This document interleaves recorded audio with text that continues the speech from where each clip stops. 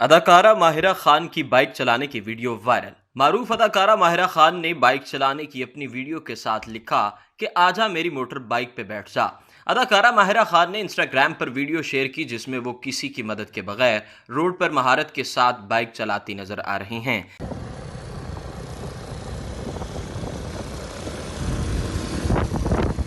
हिफाजती सामान के साथ बिना किसी खौफ के बाइक चलाने वाली माहिरा खान की इस वीडियो को सोशल मीडिया पर काफ़ी पसंद किया गया और सारिफीन की जानिब से अदाकारा की खूब पजीराई की जा रही है। फहद मुस्तफ़ा को मुखातिब करते हुए कहा कि आजा मेरी मोटर बाइक पर बैठ जा।